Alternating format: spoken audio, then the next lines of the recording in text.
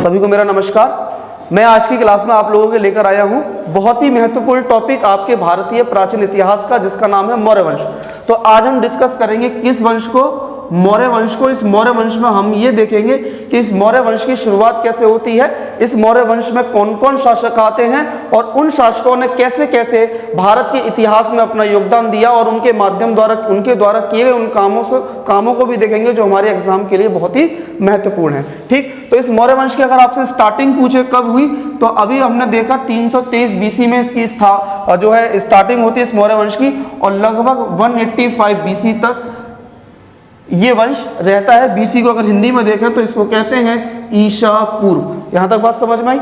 ये 323 बीसी कैसे? भाई ये इस तरीके से है, कहीं कहीं किताबों में 322 बीसी भी बताया गया है, लेकिन एग्जैक्ट जो आप देख सकते हो वो है 322 से 323 बीसी कह सकते हो। क्यों कह सकते हो? क्योंकि अभी आपने देखा होगा जो मगध एम्पायर, आपने पिछली वीडियो में देखा होगा, उस मगध एम्पायर में आपने देखा, क्या देखा कि जो नंद वंश का अंतिम शासक है जिसका नाम क्या है भाई? देखिए एक स्टोरी दिखाते हैं आपको। आपने क्या देखा? एक नंद वंश आपने देखा, नंद वंश के अंतिम शासक को देखा जिसका नाम क्या था? धनानंद। इतनी बात समझ में आई? आप अभी किस व्यक्ति को देख रहे हो? चंद्रगुप्त मौर्य को। ठीक, इसी के साथ एक और व्यक्ति को देखोगे जिसका नाम क्या है? चाणक्य। चाणक्य के अन्य नाम जैसे कौटिल्य भी इसको कहा जाता है। यहां तक बात समझ में आ रही है आपके? ये तीन लोगों के नाम याद रखेंगे। कैसे रखेंगे भाई?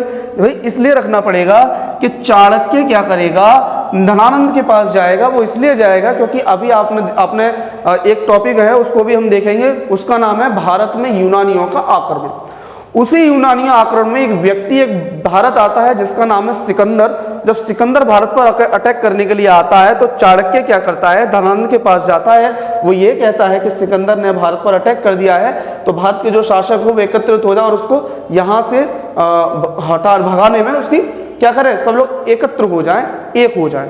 लेकिन धनानंद ने क्या कहा? वो अपने आप को क्या कहता है? सर्वाधिक शक्तिशाली मानता। वो कहता है, वो क्या करता है? वो इस कौटिल्य, इस चाणक्य का अपमान तिरस्कार कर देता है, जिससे ये जो आप पढ़ रहे हो कौटिल्य, इसको बड़ा कहते हो अपमानित फील होता है, और ये वही कसम खाकर कहता है कि जब तक मैं इस धनानंद को मार नहीं लूंगा तब तक शांत नहीं बैठूंगा। तो भैया ब्राह्मण आदमी है, शांत तो बैठेगा ही नहीं। तो ये वापिस आ गया। अब ये वापिस आ गया तो ये था कौन? ये था भाई, ये आपने पढ़ा होगा तक्षशिला विश्वविद्यालय पढ़ी होगी, जो कि कहां पर है? तक्षशिला में ही है। तक्षशिला कहां पर है भाई? तक्षशिला कहां पर है? तक्षशिला गांधार में है। ठीक, यानी कि सिंध प्रांत में पड़ती है। ये चाणक्य तक्षशिला विश्वविद्यालय का आचार्य था। अब इससे अपमानित तिरस्कार होकर एकदम गुस्से में ये आदमी चला जाता है कहाँ? तक्षशिला। तक्षशिला जाता है तो रास्ते में इसके एक लड़का दिखता है, उस लड़के का नाम है चंद्रगुप्त मौर्य। ये कहा जाता है इतिहास में चाणक्य ने इसी चंद्रगुप्त मौर्य को 1000 कहा जाता है 1000 कारशापड़ में इसको खरीदा था।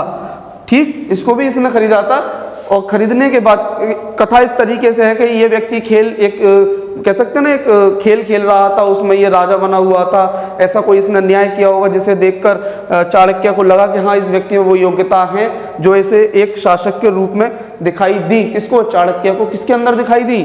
चंद्रगुप्त मौर्य के अंदर।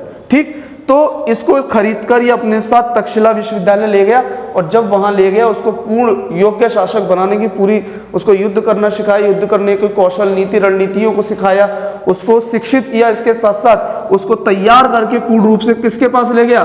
धनानंद के पास ले गया। और चंद्रगुप्त मौर्य ने क्या किया? किसकी हत्या कर दी?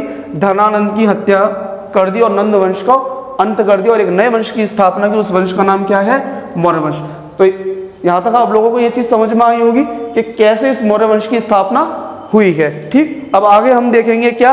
अब आगे हम देखेंगे इस मौर्य वंश के शासकों के बारे में देखेंगे कि मौर्य वंश में कौन कौन से वो शासक हैं जो हमारे एग्जाम के लिए इंपॉर्टेंट है, उन्होंने कब कब कितना कितना शासन किया, उनका टाइम भी देखेंगे। इस मौर्य वंश में अगर आपको पढ़ने हैं, एक वंश व्यक्ति का नाम है जिसका नाम है खुद चंद्रगुप्त मौर्य। इसके बाद जो हमें पढ़ना है उसका नाम है बिंदुसार,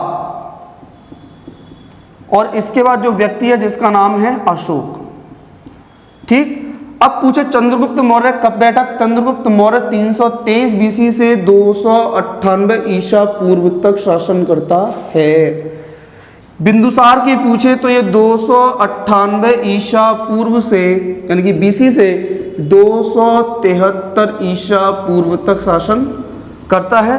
पूछे अशोक कब तक है, 273 बीसी यानी कि ईसा पूर्व से कब तक करता है, लगभग ये भी कहा गया है कि लगभग 185 के समथिंग। ये हम इसमें सभी को रख लेंगे क्योंकि अशोक के बाद जितने भी उत्तराधिकारी आएंगे प्लस इसके उत्तराधिकारी उन सभी को इसी में ऐड कर देंगे। जैसे उन उत्तराधिकारियों में कौन आता है, जैसे तीवर नामक एक व्यक्ति का उल्लेख मिलता है, दशरथ नामक एक व्यक्ति का उल्लेख मिलता है, बृहद्रथ नामक एक व्यक्ति का उल्लेख मिलता है। और कहा जाता है कि यही बृहद्रथ है जो कि कौन था, मौर्य वंश का अंतिम शासक था। तो यहाँ तक आप लोगों के समझ में आया होगा क्या कि मौर्य वंश आपने देखा 323 बीसी से 185 बीसी तक है, जिसमें मौर्य वंश में चंद्रगुप्त मौर्य, बिंदुसार, अशोक और अशोक के उत्तराधिकारी के रूप में आपने देखा तीवर, दशरथ और अंतिम शासक बृहद्रथ। इसी बृहद्रथ को आप देखेंगे ये वही बृहद्रथ है जिसकी हत्या इसका मंत्री, इसका सचिव, जिसका नाम है कौन है, पुष्यमित्र शुंग कर देगा। और पुष्यमित्र शुंग के आगे जाकर इसकी हत्या करने के बाद एक नए वंश की स्थापना करेगा जिसका नाम है शुंग वंश। और वहीं से आप मौर्य के बाद एक नया काल स्टार्ट हुआ जिसका नाम है मौर्योत्तर काल। यहाँ तक बात समझ में आई? ठीक, तो अगली की जो क्लास होगी उसमें हम ये देखेंगे कि किस तरीके से चंद्रगुप्त मौर्य को देखेंगे, बिंदुसार और अशोक, इन तीनों शासकों के बारे में बिल्कुल विस्तार से देखेंगे, कैसे कैसे इन तीनों शासकों ने क्या क्या भारत के इतिहास में किया है। उम्मीद करता हूँ यहाँ तक आपको ये क्लास समझ में आई होगी।